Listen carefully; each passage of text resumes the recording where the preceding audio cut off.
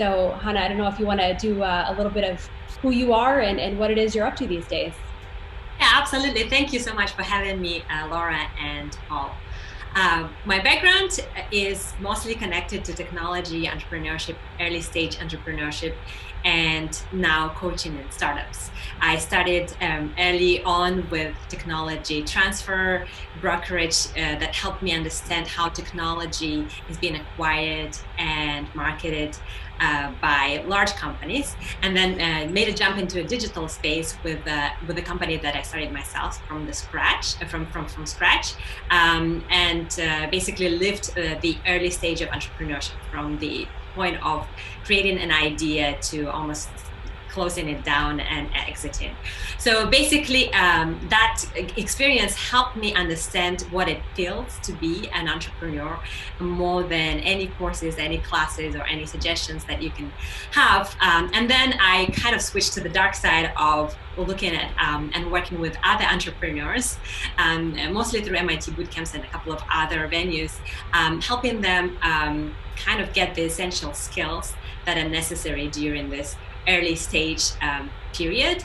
And through that experience, I realized that the lessons that you can read in the books are actually very valid, but how you teach them and how you kind of put them into your life is the secret of somebody who's done it at least once. So that's basically in a nutshell my background. And one of the topics that is starting to come up more and more these days in entrepreneurship is the mental health and the physical resilience of entrepreneurs. And I think today more than ever, this is a topic that needs to be addressed. And that's why I suggested to focus on that for our live stream session. No, this is terrific, and I'm trying to kind of get us up and running. I think we may actually be up and running at this point. It looks like a very long delay on LinkedIn, so we'll see how this all kind of runs. And fortunately, we've got it pushed to two different locations. And for those of you who don't join us, we'll certainly put this up on LinkedIn and do this. We met. I think at a startup boot camp, or not, excuse me, a TechStar event in the Hartford area. You had a fascinating story. I mean, I wonder if you could, first off, you have coached startups at MIT, correct? Maybe just kind of give us your backstory as an entrepreneur. The adventures you've had, take us from wherever you want to start. What inspired you to where you may be today? Mm-hmm. Okay. Well, just to focus on my experience at startup, the startup that I launched during actually being at the time of being an MBA student at MIT, was called Tenacity. And it was just launched as an idea, and maybe I had all this naive beliefs that a lot of people who jump into this field have, that, if you come across a cool technology and, you kind of find an application for it, then you can have a startup. And that's basically where I was, and was able to find people, colleagues that were just as passionate about the same technology as I was. And so together we launched a company called Tenacity that initially was just using some interesting technology approaches to influence human behavior and to promote better health. But very quickly we realized that this is not how actually startups live and how businesses are started. It's not an academic way how they survive. Basically, what we realized is that you need to find customers, understand their needs and problems, and present a solution that addresses those needs. Our long journey took us from being basically a digital health app to employee retention solution for call centers. And that's where we've had the most experience and success of really addressing the needs of these places and producing value for our customers. As an early stage entrepreneur, I've really benefited from coaching from a great ecosystem at MIT. as well as one of the top knowledge accelerators in the world, Techstars. We were in the first batch of the accelerator in Kansas City. And all of that then followed by the coaching by our investors and even clients and champions helped me understand kind of the key issues that startup founders in the early stage have and how they have to overcome them to survive and to be successful. Okay, this is an exceptionally unique time. It's kind of like the asteroid hit us in slow motion, and I think almost every assumption that we had seems to have been like turned on its side. Pivoting. You had a couple of times when you listened, learned, pivoted. What's different about this environment, or is it the same? So that's a great question, Paul. What's different about this environment? Actually, it is an environment that for entrepreneurs is probably a little bit less different than, let's say, for a huge company. During the good times, a startup has very low chances of survival. We know the numbers, survival rates, even the best kind of ecosystems, 70% may have survived after 5 years, and then you look after 10 years, it's like half that number. So basically, your odds of success may not have decreased significantly if you're a startup. You already had very low odds of success. However, this is what I like about sort of the concept of being anti-fragile. That's the concept that was put forth by Nassim Taleb first. And the idea is it's a little different from resilient, because resilient is ability to overcome whatever the situations that's thrown at us. Anti-fragile is actually being able to thrive in situations where there is a lot of uncertainty. And as an early stage startup, I think it's a much better place to be in compared to being a mature company whose business or industry has been impacted in a major way, because you have the flexibility and your fundamentals, your first principles are still the same.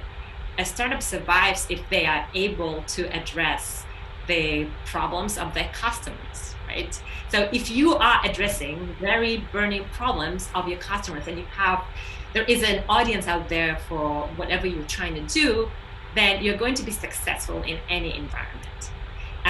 What's different for some of the companies, some of the early stage companies, even in the in your incubator, Paul, right? They already may have clients, right? And they have identified burning needs of their clients. But this is time of tremendous change.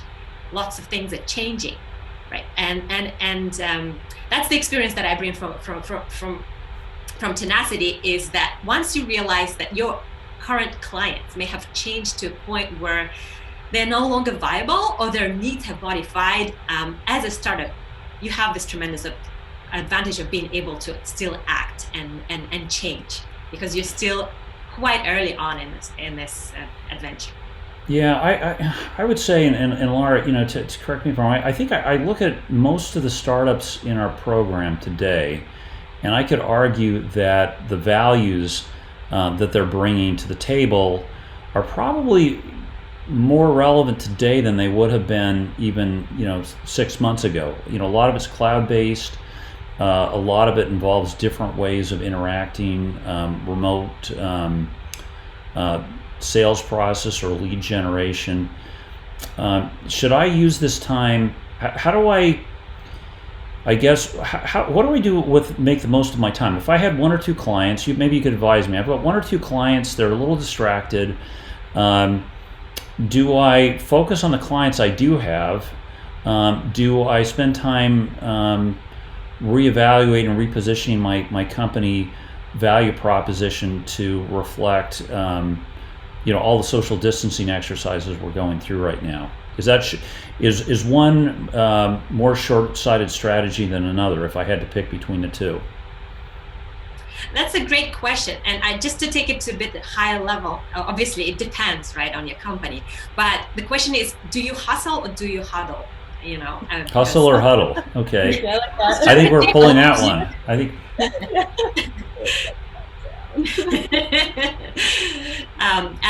actually, I kind of stolen this dilemma from our common acquaintance, Layla,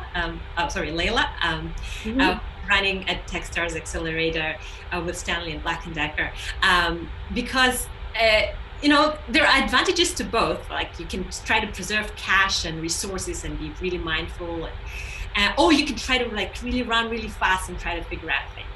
And I am leaning toward the hustle, because this is a life-changing event for every single person and entity, but it's not affecting all of them at the same time.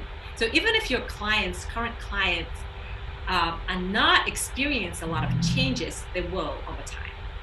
So the faster you can discover the burning needs and problems that are emerging from this new landscape, the faster you can react. And I remember some of the companies that I met or heard of from your incubator, back a couple of days ago, so a couple of months ago. It just sounds so long time ago. It seemed like, they're going to have a hard time struggling. It's an uphill battle, because there's a lot of obstacles. There's a lot of interest that are already kind of having a good time with the current situation. Like, for example, in telehealth, right? You have a startup that has a solution for physical therapy, and I'm like, it's a really difficult struggle, because the current clients already have a solution for that. But now they don't, all of a sudden they don't. And so that's like an amazing, tremendous opportunity to act fast. But it would be a mistake to think that you can use exactly the same mindset and solution for the current situation, because it's not exactly the same. Your product was designed for a situation that did not envision everybody being in lockdown and then, really slowly recovering from this. So it's very important to understand how, even if your clients are becoming more acutely aware of the need for your product, how their need is changing, because it is changing. Yeah, absolutely. Now, from your past experiences, is there something that stands out to you that you feel as though the startups should hear right now? Could be anything. Yeah, definitely. I think, and I think the title of this conversation was self-care. And that's something that's really hard to fit in with the idea that you need to hustle even more or work even more. But the reality is, as a founder myself, I have been very close to burnout several times. And the only resource we have, especially as founders, is ourselves, right? It's what we do every day ourselves that is going to generate all other resources, all other opportunities. And so maximizing yourself, maximizing your own efficiency is the only thing that you can do that you really have some control of. But because this journey is not a sprint, it's a marathon, you need to think both short-term and long-term. So, nothing's going to kill you over a period of 1 month, but things can definitely accumulate and kill you over a period of a year or two if you don't take care of yourself. And self-care as a startup entrepreneur may be something that wasn't very popular just a decade ago. Now it's getting more attention, but I think we need to talk about it a lot more. And I think that would be something that I would think of really proactively. How do I maintain mental, in this case, in this situation, mostly mental resilience, but also physical resilience to continue working in this highly uncertain and stressful environment? Some of the tips that I have developed for myself, and I have found other startup entrepreneurs using, are very simple things. I don't personally believe in behavior change, but I believe in hacking your behavior. So one of the things that you want to do is start the day with optimizing it for the most possible energy that you can have by doing the things that actually give you that energy. And the secret here is it's very different for everyone. Like, for someone, it could be going for a run or meditating. But for me, meditation doesn't work. So for me, I do, during the good times, when I don't have my kids in the house all the time, I do journaling and yoga and like a longish shower. And that really puts me in a place where I can maximize my energy for the day. If I don't do that, I can have a day that is not nearly as productive. So it's basically a loss. Whatever the time I invest in doing these basic things is always has a good ROI, because it then gives me a lot more energy to do things.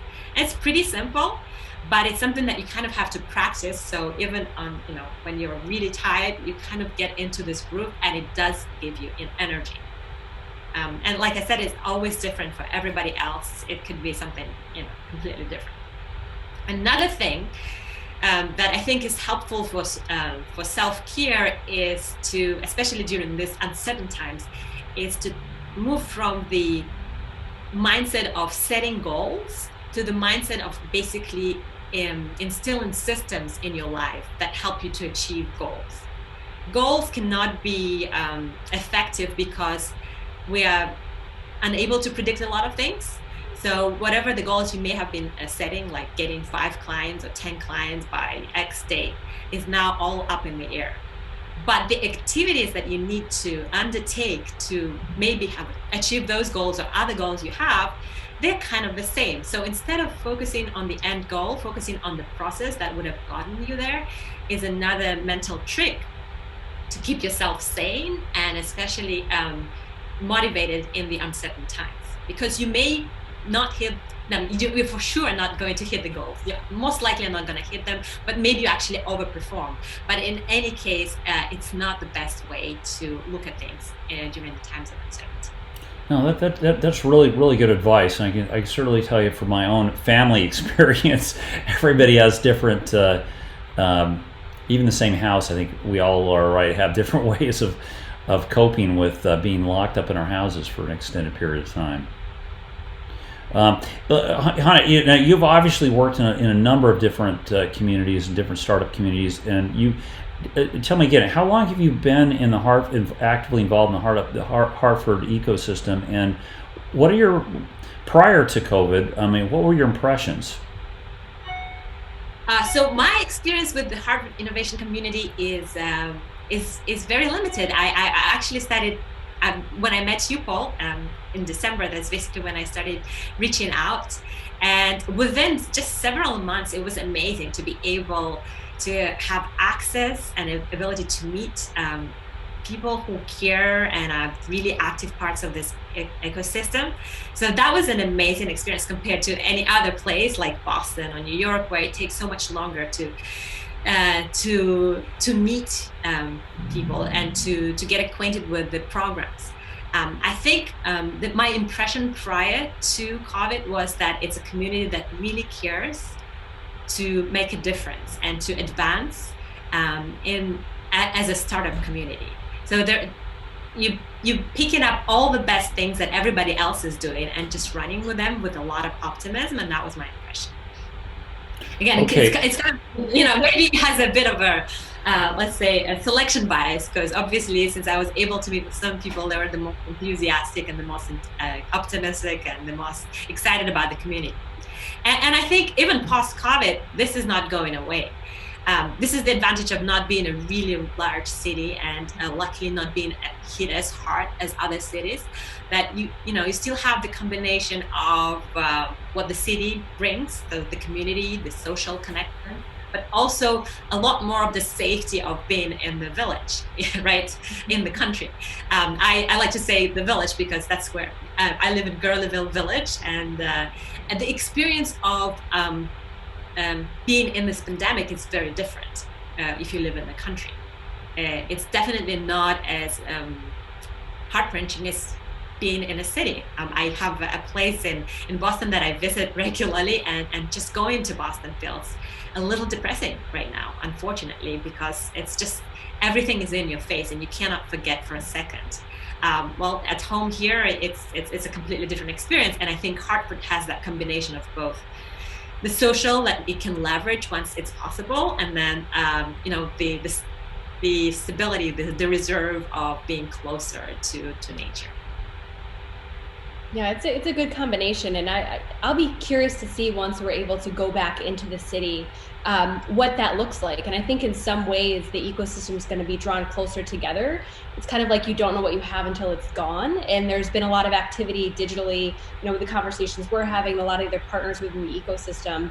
I'll be curious to see what it's like when we can come back together. I think it's going to be an enhanced experience because we've realized what it's like to not be able to do any of these things. Absolutely. And as a tighter community, you are not losing as much by not interacting with people for 2 or 3 months because you already know each other. So there's a lot more trust. And then your Zoom meetings are much more efficient because there is a relationship behind them. And that's an advantage.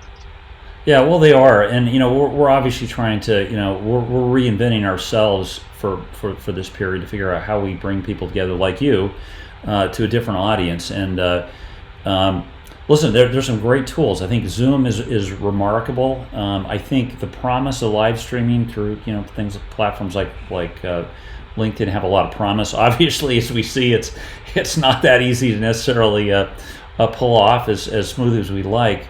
But I don't know, Laura, what else should we cover in today's discussion? I think from the viewpoint of a startup, I really enjoyed your tips of sanity and survival. I was down in the basement last night at about 10 o'clock doing this wild boot camp workout where my husband came downstairs and was like, "What are you doing? It sounds like elephants." And I'm like, I need to do that to be able to stay sane. And any of these tangible tips I think is really helpful at this point in time because we all cope differently, and it's been really interesting to see that. And my son is coping with a flashlight right now, so I apologize for this. But but I think and to that point, a lot of us are having different experiences with family at home. So if you have any other, maybe a tip to share with coping with being able to be flexible and your anti-fragility, I think that would be helpful for people to hear. Yeah, and actually, before we dive into that, the case of your son is a great example of we all have distractors. My daughter, if she comes into this room, it's going to be even worse. But the point is, we're all humans, right? And we're all kind of living the same experience. So it doesn't bother me. I can relate. Anybody can relate to what you're experiencing. It's not odd. And it's an excellent opportunity to expose your vulnerability and to build that empathy that is needed for working together. And getting things back on track, becoming human again, whatever that means after this pandemic. And once you're able to expose your vulnerability, that actually there's research and knowledge out there that it makes you stronger. It makes you less vulnerable because you've shown what you have and what you don't have, and then people can relate to you better. And so that's another thing for entrepreneurs that I have a wonderful colleague at MIT Bootcamps, Hanna Adeyema, that had a whole presentation on exposing your vulnerabilities and using it to connect and to build empathy and that to become better leaders. And ultimately that's going to make you much less fragile in the long term. Yes, yeah, well, definitely humanizing. Yeah, well, Hanna, first of all, thanks for coming, and you've been so gracious to offer your time and services to people in our program. If somebody wanted to reach out and connect with you, what's the best way? I think email. It's gonna have to be Zoom. Although I have been, what's something that we haven't been doing a lot is walking meetings, and they are still possible. Yeah. Well, listen. Thanks, Laura. Anything else we should talk about here? No, I would say, looking ahead to Thursday, we have Aurora Voss from Claim Space and Doug Roth from CT Innovations joining us from a venture and investment equation standpoint. So today it's the self-care, the anti-fragility, the stability, and Thursday we're going to be talking about the finances. Okay. All right. Hopefully, we'll one way or the other we'll record these and get these up and push them out. Hanna, thanks for your time, and listen, look forward to meeting again in person in Hartford sooner rather than later. Absolutely. Thank you so much, Paul and Laura.